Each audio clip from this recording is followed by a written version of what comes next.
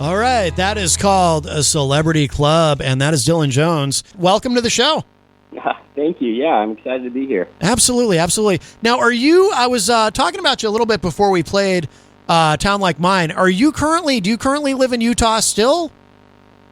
I do, yeah. I'm from a small town called Leeds. I was actually born and raised there, and about a year and a half ago was able to purchase property and come back. So. Oh, outstanding. Now, you grew up on a ranch, correct? Yeah, so the family, we raised quarter horses mostly for rodeo and ranch work. And it started years ago. My dad's been in the business for about 30 years. They had a piece of property in Colorado where they would guide elk hunts. And in order to do that successfully, they needed some good horses to pack and to ride and go through the country. So they started buying good horses and then moved the operation down here after they sold the Colorado ranch, and we've been doing it ever since.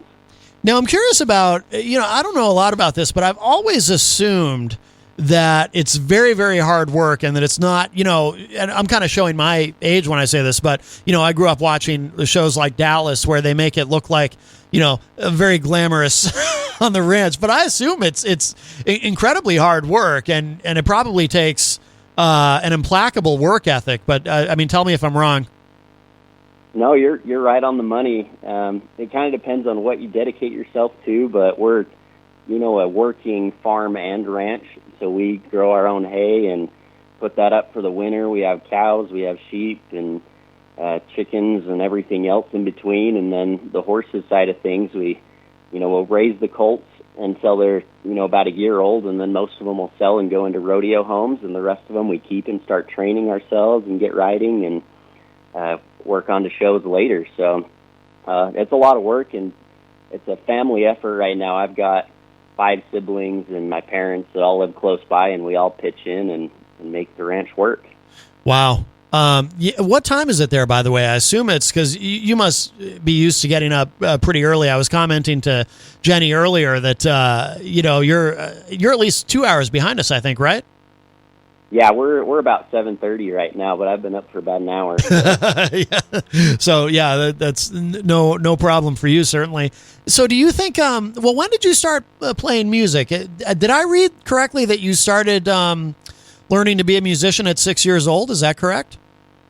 Yeah. So my family kind of had like a bluegrass band growing up, and I did percussion and ukulele when I was that young. And my sister's a phenomenal fiddle player, actually. She had scholarships to universities and was first chair from her freshman year, so really, really phenomenal. And I was kind of just the backup guitar player for her for a lot of years. And then she eventually got married and moved out of the house, and so I was sitting there with the guitar wondering what to do with it and decided to learn how to sing. So that was the beginning of that. Now, does she still play? She does. She actually usually plays in the band with us. She had a baby recently, so she's kind of on maternity leave. But gotcha. Yeah, she's just phenomenal. Bluegrass is impressive because many years ago I worked for a concert promoter who had booked Ricky Skaggs to play a show in Concord, nice. New Hampshire. Yeah, this was, and I don't know. Is he still around, Ricky Skaggs? Yeah, he is. Okay. Because this would have been quite some time ago. Again, showing my age a little bit, but at least more than a couple of decades. But he had booked this promoter that I worked for had booked Ricky Skaggs to play this theater show in Concord, New Hampshire, and I'd never really listened to I'd always been aware of bluegrass, and of course I respect all genres of music, but I'd never seen a bluegrass band live or anything, and I just remember being there at the show, watching. Because I know, he's had some mainstream success and whatnot, but he's also, like bluegrass, I think is where, at least my impression is, that's where Ricky Skaggs, that's where his heart really is. And I'm watching him with this bluegrass band on stage, and it really caused me to, just that experience, really have a whole new level of respect for what they were doing, because I'm thinking, this is, I'm a musician. I play bass. I've played in some rock bands, but I'm watching this bluegrass band play, and I'm thinking, that looks really difficult. What they're doing, both individually and together as a group, to me, looks very complicated. And it really impressed me. And I came away from that experience with a whole new respect for bluegrass. Yeah, it's quite difficult to be proficient at, and I would not call myself a fantastic bluegrass player still. I can hold my own on a stage, but yeah, it's its own animal with the, flat picking and even the rhythm on guitar for that's just really, really difficult.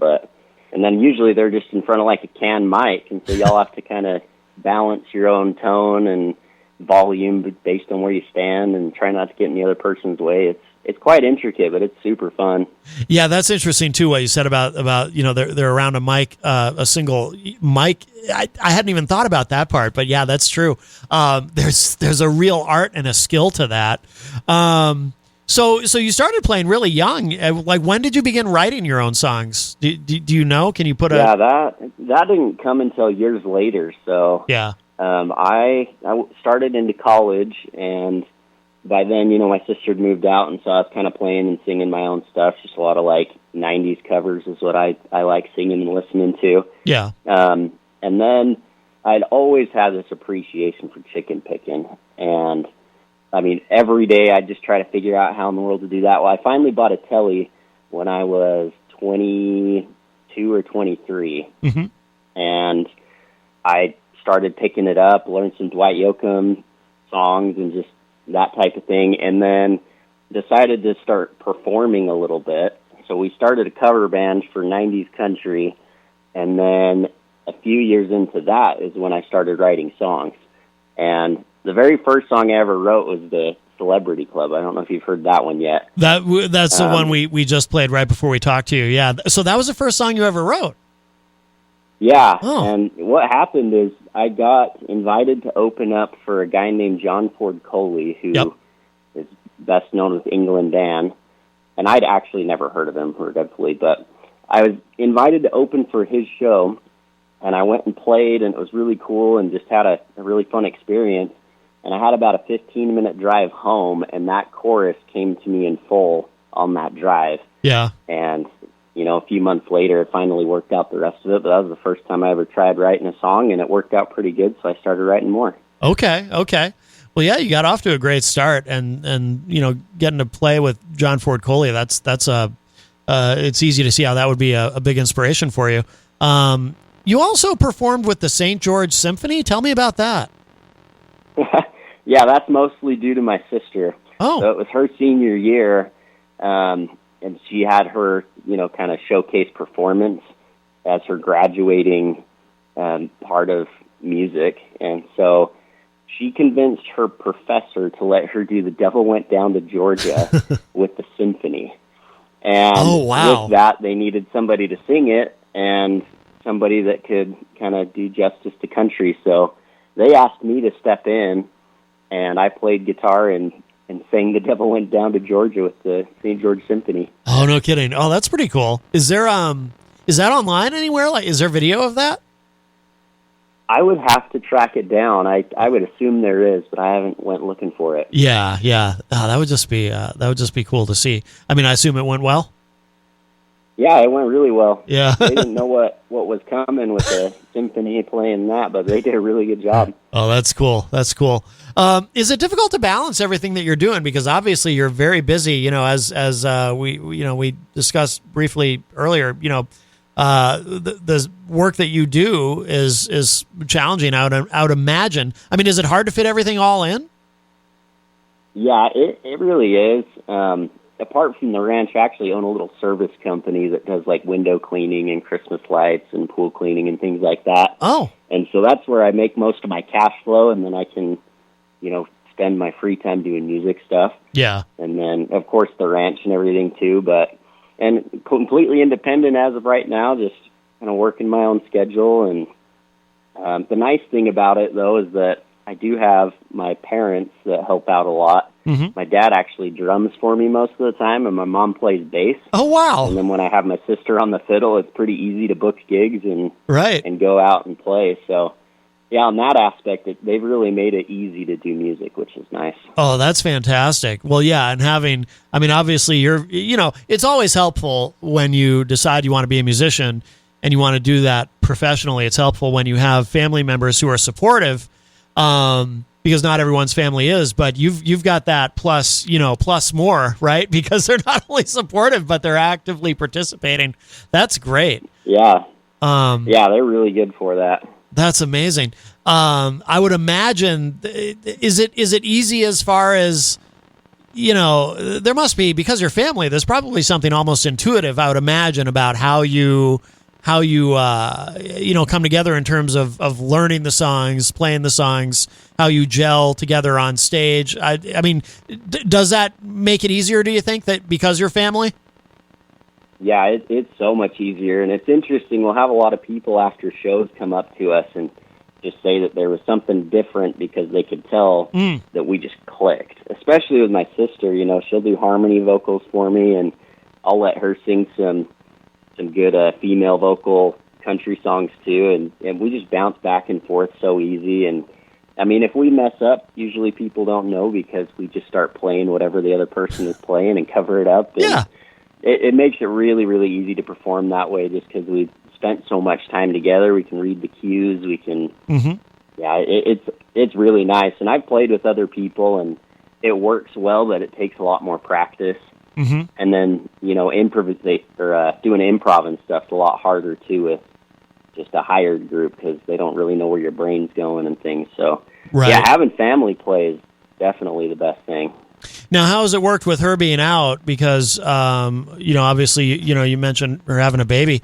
Do you have a different fiddle player who plays with you, or are you taking a break from live shows until she's able to come back, or how does that work?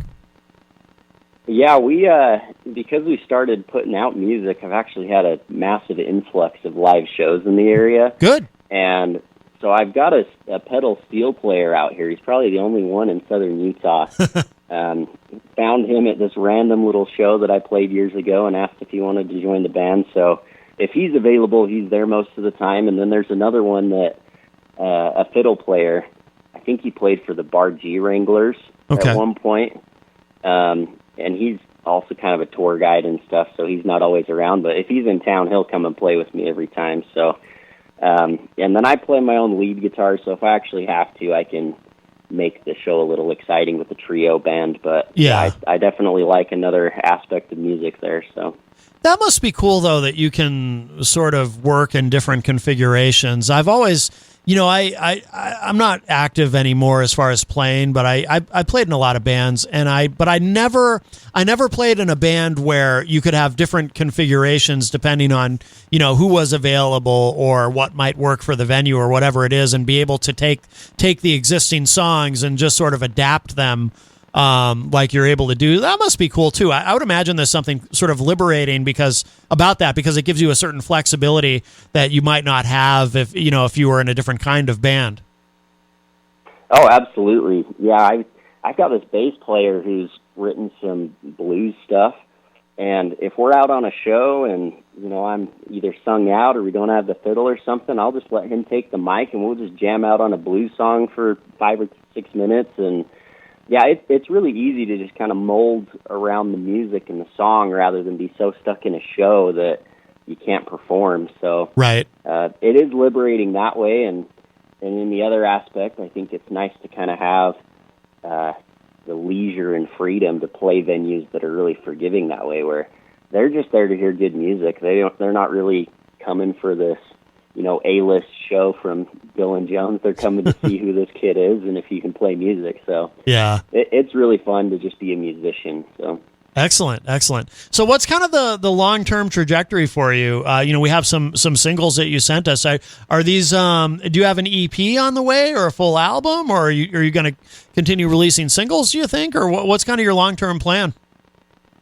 Yeah, that's a really good question, and I'm having a little bit of difficulty figuring out what to do just based on the way music performs nowadays. But I've got 6 songs already made, 2 more to be released. But I'm heading to Nashville again today, and I'll be cutting another 4 songs. Oh. And then at that point, they're all kind of cowboy, rodeo, western themed. So I'm thinking maybe doing more of like a waterfall release into an EP album. Singles seem to do really, really well in today's statistics. Just they each get their own moment in the spotlight and perform well, because you throw an album out, they may only get through 2 or 3 songs and then never hear the rest. And yeah, I love all my songs, so I want each one to be able to get heard. So whether I do singles or an EP is still a question, but I've got another 4 that we're recording this upcoming week, and they'll be out in the next few months, I think. So. Oh, fantastic! So you're going to Nashville to do that. What the ones that we've been playing already, were those also recorded there in Nashville? They were, yeah. And really, Nashville is just such a fun place. It's just got the best of the best as far as musicians go, but really it's the session players I think are the most valuable there for us. Because, I mean, I could sit down there and I could beat with a hammer on a song for 100 hours and still only come up with 70% of what these guys come up with. So right. It's just really nice to go in there. I can show them my song, tell them exactly what I'm thinking, and they'll play it just, it's just right the first time that they play it. So, yeah, in that aspect, that's why I do Nashville, and they're really, really good, and they're good to work with me, and I may not be streamlined country right now, but they understand the vibe I'm going for, and they're willing to make it happen. So right, no doubt. Is it intimidating at all going there? Yeah, it definitely was. Yeah. Yeah, I have a friend. So I got into Nashville because I was playing up at Bryce Canyon as kind of a filler for a summer. Yeah. The Bryce Canyon Wranglers is what they're called. Okay. Tim Gates is the lead singer up there. He's also in Due West band. And he had a lead guitar player that's been with him for a while that I met out there. And we just really hit it off. Like every day I was up there, we'd spend most of the day just playing guitar and jamming back and forth. He'd teach me something. And so I ended up flying out to Nashville and staying at his house. And he kind of introduced me to the whole scene. And then Tim, he was able to hook me up with the engineer. And I mean, they're just such good people out there. It's intimidating because they're so talented, right? But they love music so much that they're not that judgmental about it. They really invite you in, and as long as you're willing to work on good music, they're willing to do it with you. So yeah, no, that's excellent. That's exciting. Well, Dillon, this has been wonderful. In a moment, I think we're going to end the segment with one more of the songs that you sent us. "Love Ain't What It Used to Be," another great song. But where's the best place for people to go online to keep up with everything, all things Dillon Jones? Where should people go online to keep up with what you're doing? Yeah, the website right now is dillonjonesband.com, DILLON. I'm also on social media, Dillon Jones Country. But yeah, if you search any of those things online, you should be able to find it. But I keep a live list of all of our upcoming shows and things like that. So yeah, if you ever want to try to find us or see where we're playing, that's a good place to start. Outstanding. Well, Dillon, this has been wonderful. And listen, when you've got, because obviously you've got more new music coming up, so we'd love to feature it here when it's ready. And of course, we'll have you back on the show to talk all about it. So it's been wonderful talking with you today. And thanks you again. Thank you for joining us at what for you is an early hour, but then again, actually, and for you, I mean in your time zone, but actually it's not early for you because you're used to getting up early. So. Yeah, well, thanks for having me. This was really great. Absolutely. We'll do it again in the future. We'll talk to you soon. And Dillon, thank you again so much. Take care. You too. Thanks. All right. Bye-bye.